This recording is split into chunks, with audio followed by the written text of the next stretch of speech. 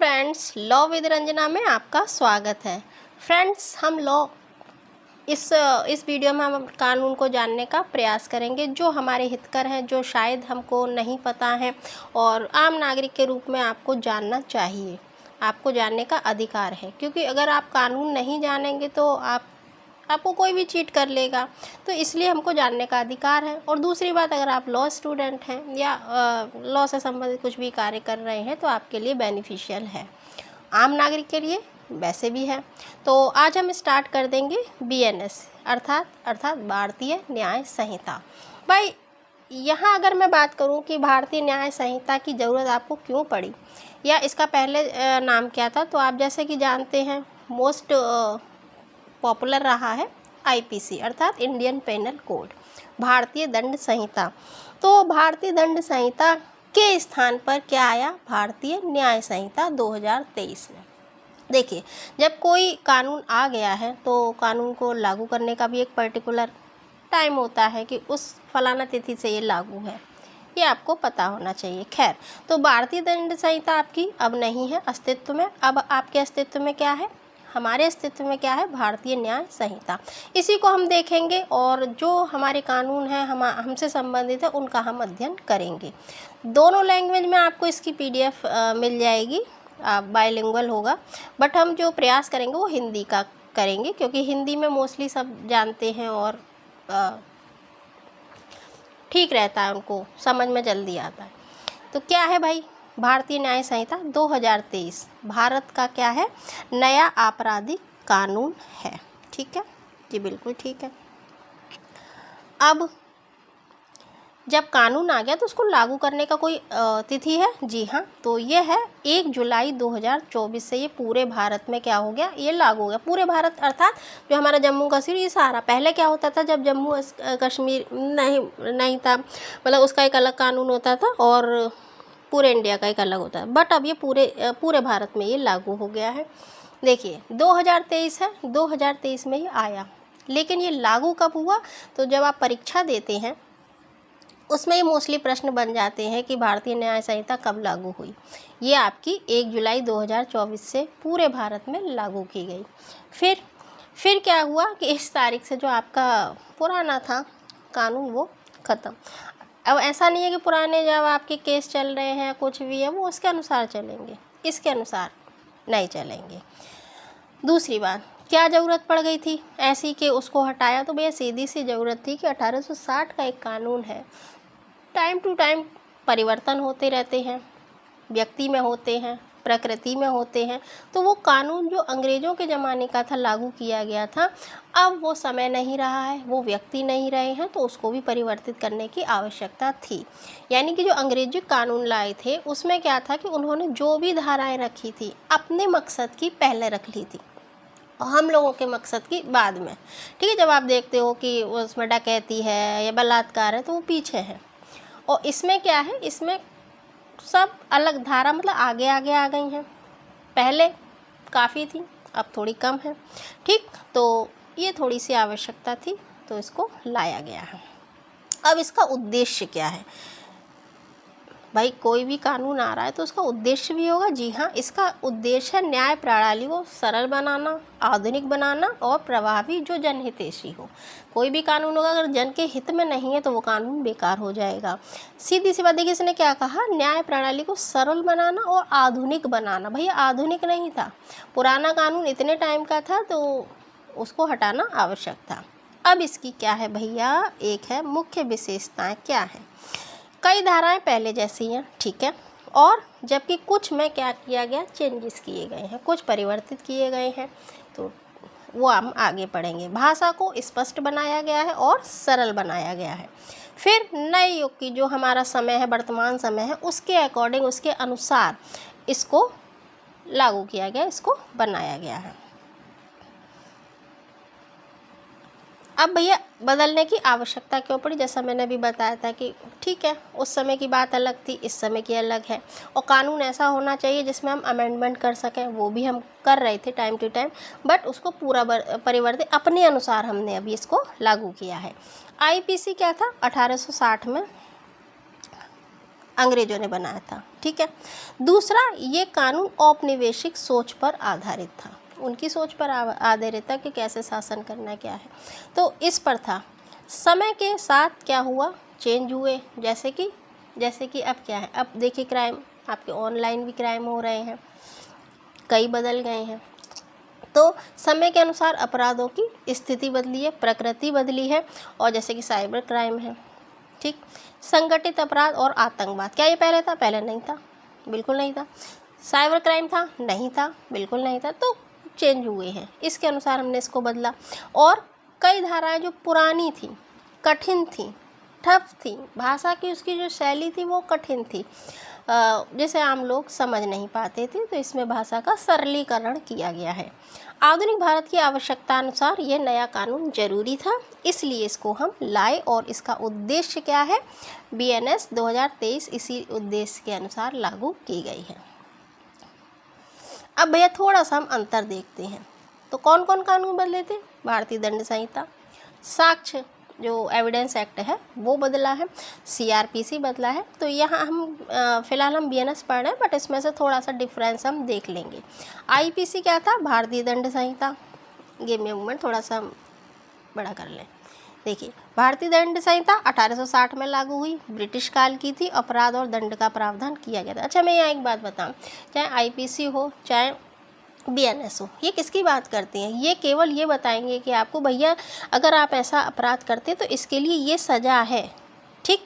और जबकि हमारा CRPC या BNSS है, वो उस प्रोसीजर को बताता है, वो उस प्रक्रिया को बताता है कि कैसे हम कैसे एक केस चलेगा, कैसे उसको सज़ा को फॉलो किया जाएगा, कैसे उसको मतलब लागू किया जाएगा। तो सज़ा, ये केवल सज़ा बताएगा, ये अपराध है उसका क्या दंड है, ये सब परिभाषित करता है। उसको लागू कैसे किया जाएगा वो आपका BNSS या CRPC में जो था वो बताया था। ठीक है। BNS भारतीय दंड संहिता है, और 1 जुलाई 2024 से, ये डेट आप भैया ज़रूर याद रखिएगा, क्योंकि ये पूछ सकते हैं, चाहे आप APO दे रहे हो, आप PCSJ दे रहे हो, आप लॉ स्टूडेंट हो, जो भी आपके सेमेस्टर में चलते हो उसमें ये पूछ लेते हैं। ठीक है। और IPC 1860 को इसने क्या किया? हटाया, उसको उसकी जगह पर ये आ गया। अपराध और दंड और कानून को आधुनिक, सरल और प्रभावी बनाना इसका उद्देश्य रहा है। नेक्स्ट है BNSS। तो BNSS में क्या है? भारतीय नागरिक सुरक्षा संहिता।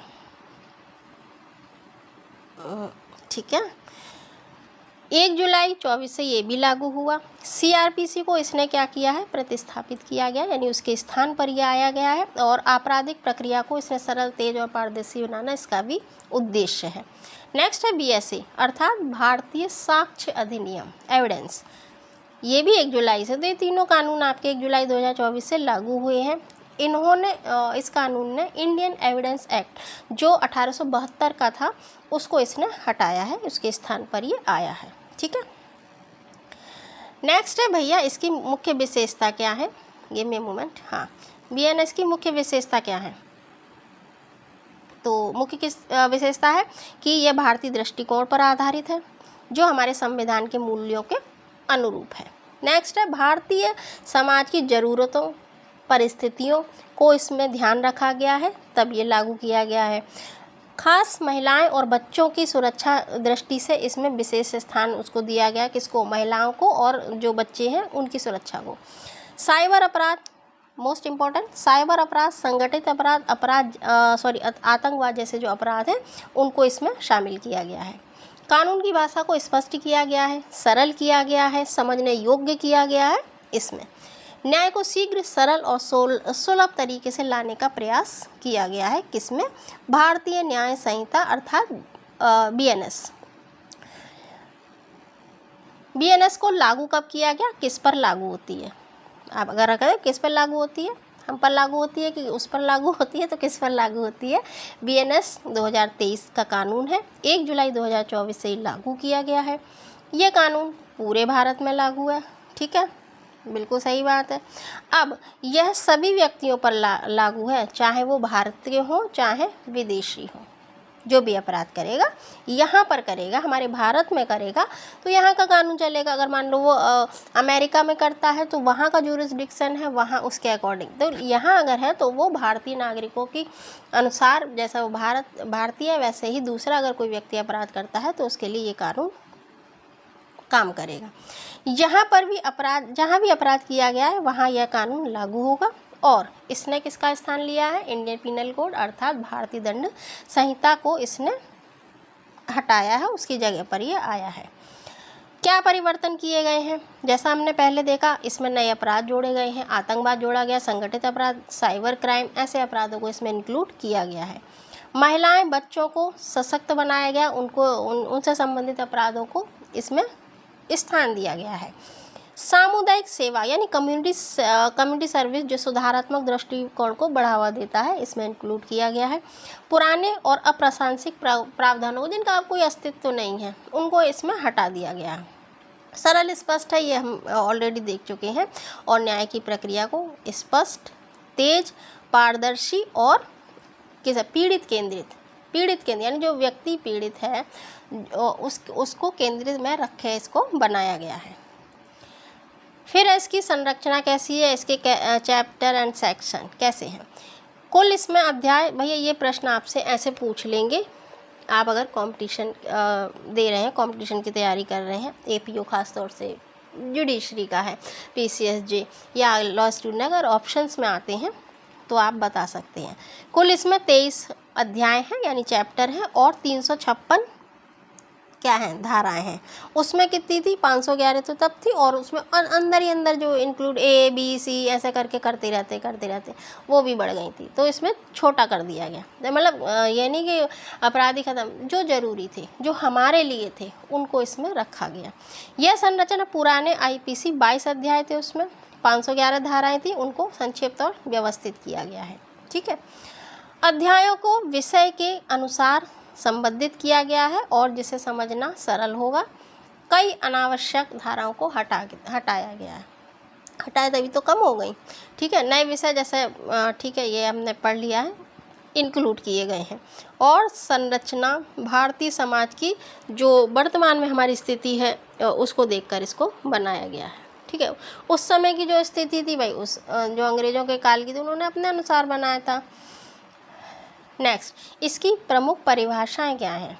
ये देखिए, परिभाषा तो उसमें बहुत है, लेकिन हम प्रमुख परिभाषा, क्योंकि इंट्रोडक्शन है इसका, तो क्या है मुख्य परिभाषा इसमें कौन सी है? अपराध वो कार्य या चूक जिसे यह संहिता दंडनीय घोषित करती है, वो अपराध है। ठीक है, अब आप बच्चे को, अगर अपना छोटा बच्चा है उसको खिला रहे हैं, नोच रहे हैं, तो ये थोड़ा कि अपराध है। तो ऐसा जो दंडनीय घोषित इस संहिता में किया गया वो अपराध माना जाएगा। दंड न्यायालय द्वारा अपराध सिद्ध होने पर उसे दंड दिया जाए, उसे दंड कहते हैं। आपराधिक आशय यानी इंटेंशन क्या है, अगर इंटेंशन अच्छा है या बुरा। देखते हैं ना, कोई एक एक्सीडेंट आप नहीं चाहते थे, बाई चांस हुआ, इंटेंशन देखा जाए। एक आपने जानबूझकर पूरी प्री प्लानिंग के द्वारा मर्डर किया है, तो इंटेंशन देखा जाता है। यह मानसिक स्थिति जिसमें व्यक्ति किसी कृत्य को करने का क्या इरादा रखता था, उसको देखा जाता है। सहमति यानी कंसेंट, क्या फ्री कंसेंट थी या उसको प्रेशर में लेकर आपने कंसेंट किए, ये देखा जाएगा। यह तब सहमति मानी जाती है वो स्वतंत्र इच्छा से दबाव या धोखे के बिना ना हो। जैसे कि कोई व्यक्ति, अगर आप दबाव में ले रहे हैं कि भैया तुमको मेरे फेवर में बोलना है या नहीं करोगे तो मैं ऐसा कर दूंगा, दबाव में ले रहे हैं, धमकी दे रहे हैं, तो वो ऐसा नहीं होगा। स्वतंत्र सहमति यानी कोई उस पर दबाव ना हो, पूर्ण उसकी स्वेच्छा हो, तो उसको स्वतंत्र सहमति यानी कंसेंट मानते, फ्री कंसेंट।